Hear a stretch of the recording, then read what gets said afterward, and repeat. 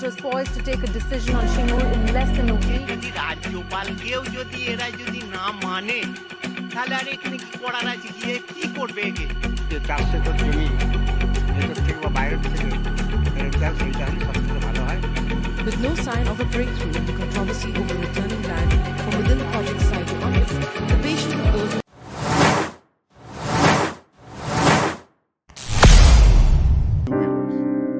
The father driving a scooter, his young kids standing in front of him, his wife sitting behind him holding a baby.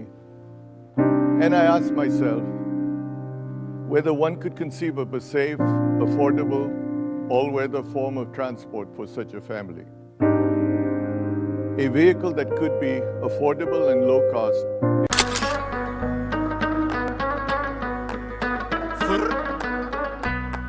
उबड़ खाबड़ है। सलाम साहब, बड़ी है।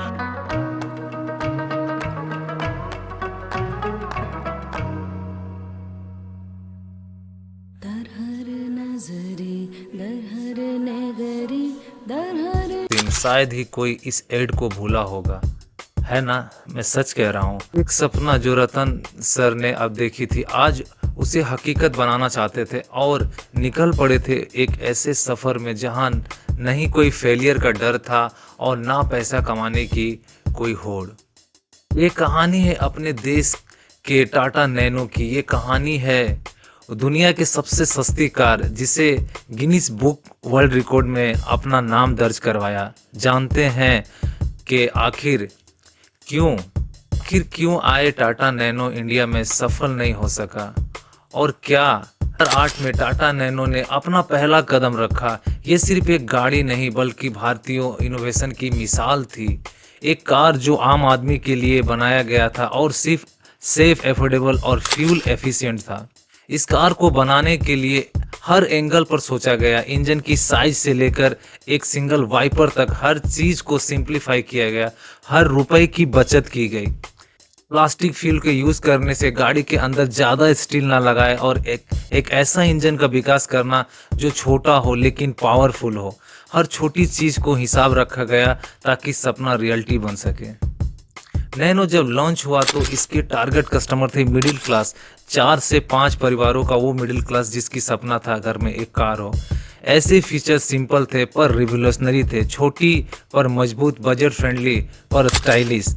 हर कोई इस गाड़ी का इंतजार कर रहा था। लोग एक्साइटेड थे। पहले ही महीने में टाटा मोटर्स ने 2 लाख की बुकिंग रिसीव की। शुरुआत के कुछ साल में 2009 से लेकर 2000 तक के टाटा नैनो के सेल्स जो हुए, आप उसे देख सकते हैं कि उनका सेल कैसे जो है फ्लक्चुएट करता है। हर जगह नैनो की बात हो रही थी।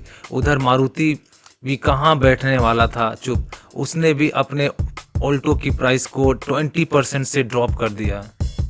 पर कहानी खत्म नहीं होती दोस्त। यहाँ पर एक जज्बा था जो दुनिया को हिला सकता था, लेकिन कुछ ऐसी गलतियां थी जिसने सपना को चकनाचूर कर दिया।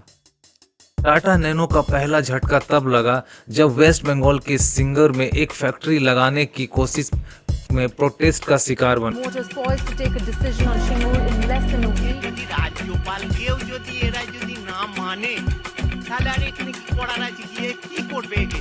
যে 4 একর জমি ভেতর থেকে বা বাইরে থেকে সেটা হলে সবথেকে ভালো হয়। With no sign of a breakthrough in the controversy over returning land from within the project site to others, the patient of those बन गया। जमीन का मुद्दा की वजह से पूरा प्रोजेक्ट को गुजरात में शिफ्ट करना पड़ा। This week we trace the journey of the Nano from Singur to Sanand in Gujarat. What made us decide to come to Gujarat was his promise. Because the policy driven state will move much faster. इससे production delay हुआ और cost बढ़ गया। जो car 1 lakh रुपए में मिलनी चाहिए थी उसका कॉस्ट प्राइस जो है वो लगभग 1.5 लाख से 2 लाख के आसपास हो गया। और पहला कारण था ये इसके फेलियर का। दूसरा सबसे कारण था मार्केटिंग स्ट्रेटेजी जो कि कंज्यूमर की इमोशन के साथ मैचअप नहीं हो पाई, उन्हें टच नहीं कर सकी। इससे सबसे बड़ी स्ट्रेंथ जो थी इसका लो कॉस्ट था, लेकिन कार लग्जरीज आइटम होती है और जब लोगों ने टाटा नेक्सन के बाद 1-2 लाख में मिल रही थी तो इसे चीप कार का एक लेबल सा लग गया और इसके सेल्स ग्रोथ को इसने इफेक्ट किया। आम आदमी जो टाटा नैनो के लिए एक्साइटेड था वो अब मारुति और हुंडई की सेंट्रो की तरफ अपना रुख कर चुका था और वो उसकी सेल्स जो है वो दिन प्रतिदिन बढ़ती जा रही थी। एक बड़ा सा एवरेज सेफ्टी जो लोगों को पसंद नहीं है। इस कार की सबसे बड़ी एक और प्रॉब्लम थी, वो थी इसका सेफ्टी इंजन। जब मार्केट में आया तो कुछ समस्याएं भी सामने आई। नैनो के कुछ मॉडल्स में आग लगने और उसके सेफ्टी को लेके कंसर्न भी हुए और कई सारे सवालों के भी खड़े हुए। नैनो के सफ़र से सबक लेनी चाहिए। सिर्फ इंडिया के ही बिजनेसमैन नहीं बल्कि वर्ल्ड के कई बिजनेसेस को इससे एक सबक मिलती है। भारतीय कंज्यूमर जो है वो प्रैक्टिकल है पर इंस्पिरेशनल है। वो ऐसे प्रोडक्ट्स चाहता है जो उन्हें उनकी शान को बढ़ाए। कोई भी आइडिया तब तक सफल नहीं हो पाता जब तक उसे अच्छे तरीके से इम्प्लीमेंट नहीं किया जाए। आज टाटा नैनो का प्रोडक्शन बंद हो चुका है पर इसके पीछे एक जज्बा था, इनोवेशन का, एफोर्डेबिलिटी का और एक नए भारत का सपना। नैनो दुनिया की सबसे सस्ती प्रोडक्शन कार का गिनीज वर्ल्ड रिकॉर्ड में अपना नाम होल्ड करती है। ये एक मिसाल है कि किसी भी सपने को देखने का साहस होना चाहिए।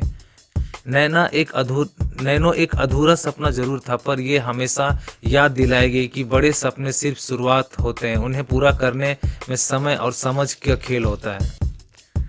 रिसेंटली लास्ट ईयर में 2013 में जो है इस लैंड इशूज जो मैंने बताया सिंगर का वेस्ट बंगाल का, उसमें टाटा की बहुत बड़ी जीत हुई और गवर्नमेंट ऑफ वेस्ट बंगाल को इन्हें 766 करोड़ रुपए जो है उसे रिटर्न एज ए कंपनसेशन देने का ऑर्डर कोर्ट ने किया है। तो आपके क्या विचार हैं? अगर नैनो एक इलेक्ट्रिक कार के रूप में वापस आए तो क्या आप इसे लेना चाहेंगे? अपना विचार हमें कमेंट बॉक्स पे जरूर बताइए। So thank you for watching this channel. I am very hopeful that you will get this videos very informative, and please do subscribe my channel, hit the bell icon so that if any videos I will upload you will easily get it. Thank you for watching this channel once.